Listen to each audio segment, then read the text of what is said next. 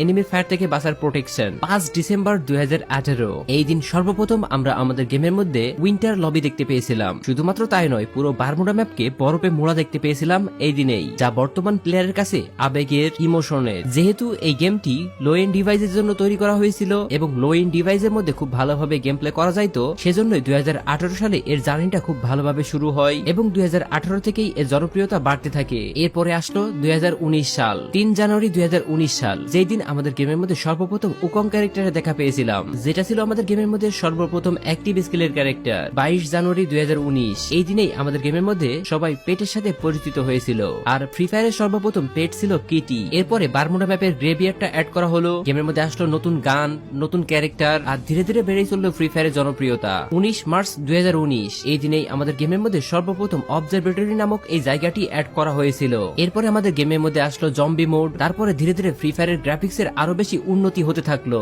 8 মে 2019 যেই দিন আমাদের গেমের মধ্যে সর্বপ্রথম ব্লু জোন এসেছিল, আর আমরা জানতে পেরেছিলাম এই ব্লু জোনের মধ্যে সব থেকে বেশি লুট পাওয়া যায়। তারপর গেমের মধ্যে অ্যাড করা হলো বুলসাই নামক এই জায়গাটি। এন্ড 8 মে 2019 এই দিনে আমাদের গেমের মধ্যে সর্বপ্রথম জোন ডিটেক্টর অ্যাড করা হয়েছিল, আর ওই একই দিনেই আমাদের গেমের মধ্যে অ্যাড করা হয়েছিল জিপ লাইন। পাশাপাশি একই দিনে আমাদের গেমের মধ্যে অ্যাড করা হয়েছিল লঞ্চ প্যাড। এই দুইটা জিনিসের সাহায্যে আমরা ম্যাপের যে কোনো জায়গায় খুব দ্রুত যাইতে পারতাম। এটাই যেন অ্যাড করে দিল গেমের নতুন মাত্রা। এই বিষয়গুলোকে আমরা সবাই অনেক পছন্দ করতে শুরু করলাম। 25 জুন 2019 এই দিনে সর্বপ্রথম অ্যাড করা হয়েছিল পয়জন জোন, যেটাকে টক্সিক জোন বলা হতো, যা বর্তমানে আমরা গেমের মধ্যে আর দেখতে পাই না। এরপরে গেমের মধ্যে ক্যাটলিন গান আসলো রিপেয়ার কিট। এর পাশাপাশি একই সময়ে অ্যাড করা হলো গ্র্যান্ড মাস্টারটি, যা ওই সময়ে ফ্রি ফায়ার প্লেয়ারদের কাছে ফ্রি ফায়ারের হাইপটা আরো বেশি বাড়িয়ে দিল। 13